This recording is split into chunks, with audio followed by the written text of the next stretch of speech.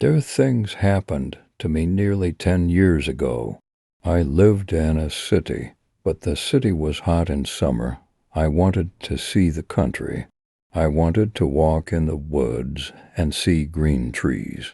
I had a little red car, and I had a map, too. I drove all night out into the country. I was happy in my car. We had a very good summer that year. The country was very pretty in the early morning. The sun was hot, and the sky was blue. I heard the birds in the trees, and then my car stopped suddenly. What's wrong? I thought. Oh dear, I haven't got any petrol. Now I'll have to walk. I'll have to find a town and buy some petrol. But where am I? I looked at the map. I was near a town. I was lost in the country. And then I saw the girl. She walked down the road with flowers in her hand. She wore a long dress, and her hair was long too. It was long and black, and it shone in the sun. She was very pretty. I wanted to speak to her, so I got out of the car. "Hello," I said. "I'm lost. Where am I?" I said. She looked afraid, so I spoke quietly. "I haven't got any petrol. Where can I find some?" I said. Her blue eyes looked at me, and she smiled. She's a very pretty girl, I thought. "I do not know," she said. "Come with me to the village. Perhaps we can help you," she said. I went with her happily, and we walked a long way. There isn't a village on the map, I thought. Perhaps it's a very small village, she said. There was a village, and it was old and pretty. The houses were black and white and very small. There were a lot of animals. The girl stopped at a house and smiled at me. "Come in, please," she said. I went in. The house was very clean, but it was strange, too. There was a fire and some food above it. I felt hungry then. That's strange, I thought. They cook their food over a wood fire. Perhaps they have no money. I met her father and mother, and I liked them. They were nice people, but their clothes were strange. "Sit down," said the old man. "Are you thirsty after your walk?" He gave me a drink, and I said, "Thank you." But the drink was strange, too. It was dark brown and very strong.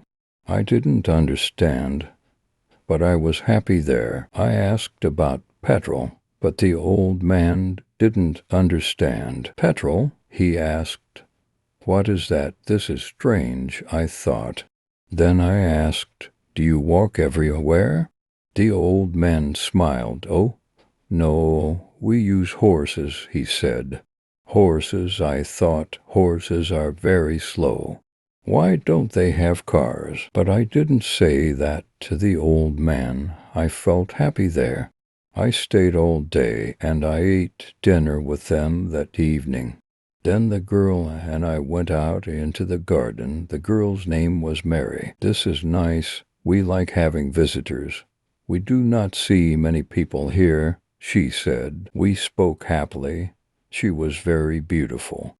But after a time, she began to talk quietly, and her face was sad. "Why are you sad?" I asked her. "I cannot tell you. You are only a visitor here. We have to say goodbye tonight. You have to go now," she said. I didn't understand. I loved her. I knew that. And I wanted to help her. Why did I have to go? But Mary said again in a sad voice, "You have to go. It is dangerous here." So I said, "I'll go to the next town and find some petrol. Then I'll come back." She didn't speak.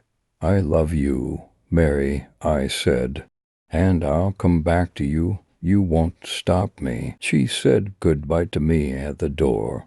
Her face was very sad, and I was sad, too. I didn't want to go. It was midnight. The night was very dark, but I walked and walked. I was very tired when I saw the lights of a town. I found some petrol, and then I asked the name of the village. But the man at the garage gave me a strange look. "What village?" he asked. I told him about the village. I told him about the old houses and the people with strange clothes. Again he gave me a strange look, he thought, and then he said, "There was a village there, but it isn't there now. There are stories about it, strange stories." "What do people say about it?" I asked. He didn't want to tell me, but then he said, "There was a big fire in the village. Everybody died. There aren't any people or houses there now." "How did it happen?" I asked, "and why?" "Oliver Cromwell killed them," he said. "He was angry with the villagers because they helped the king in the war." I couldn't speak. This isn't right, I thought. That war happened 350 years ago. Then I remembered the strange clothes, the long hair, the food, the fire, and the old houses, and I remembered, too, about the horses. "But I don't understand," I cried. "I saw the people and the village. I spoke to some people there." The man looked quickly at me, and then he spoke. "There's an interesting story about the village. For one day every 10 years, it lives again, but only for one day. Then it goes away again for another 10 years. On that one day, you can find the village, but you have to leave before morning, or you will never leave." Can this be right? I thought. Perhaps it was. Mary said, "You have to go." She loved me, but she said, "We have to say goodbye." She was afraid for me. Now I understand, I thought. I went back to the village, but it wasn't there. I looked again, but I couldn't find it. I saw only flowers and trees. I heard only the sound of the birds and the wind. I was very sad. I sat down on the ground and cried. I will never forget that day. I remember Mary, and I will always love her. Now I only have to wait 2 months. The village will connect back again. On the right day I will go back. I will find her again, my love with the long black hair.